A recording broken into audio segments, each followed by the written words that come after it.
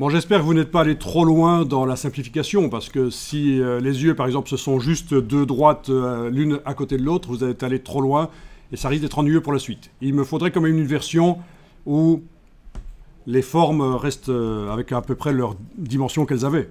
Juste que c'est plus des courbes, ce sont des droites.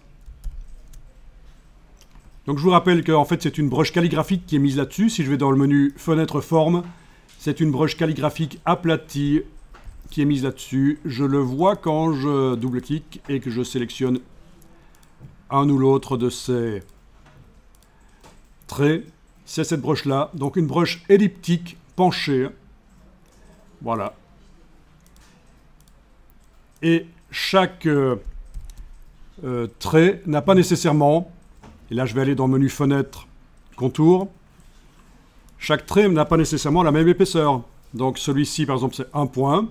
Donc c'est la broche calligraphique à sa taille normale. Celui-ci c'est... Oui, celui-ci par contre. Ah tiens.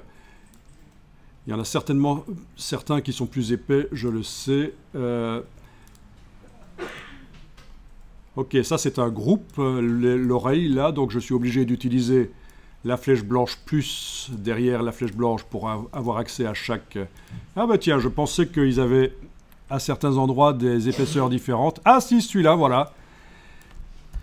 Voilà, que je peux même sélectionner sans doute avec la flèche noire. Voilà, 0,75, donc c'est à 75% de la dimension de la broche calligraphique.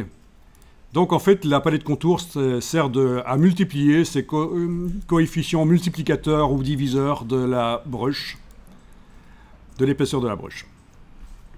Oui, vous pourriez tester. Par exemple, ces deux-ci et ces deux-là aussi. Voilà, si je les fais passer à 0,50 au lieu de 75, touche tabulation, ben voilà, ils sont plus fins. Voilà. Ceux-ci, là, clic, shift-clic. Si je les fais passer à 2 ou 3 au lieu de 1, ben voilà, ils s'épaississent. Donc c'est ça l'idée. Hein. Le lion utilise donc dans la palette des formes une broche calligraphique qui est celle-là. Toutes les formes là, tous les traits utilisent cette broche. On leur a mis des couleurs différentes et il y en a certains qui ont des épaisseurs différentes.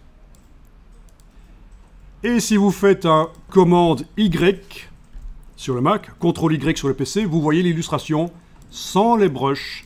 Donc ce sont des traits qui reçoivent les contours de la broche, mais là on est en affichage du squelette, donc par commande Y. Et vous voyez à quoi ça ressemble réellement. Commande Y, je reviens à l'affichage en couleur.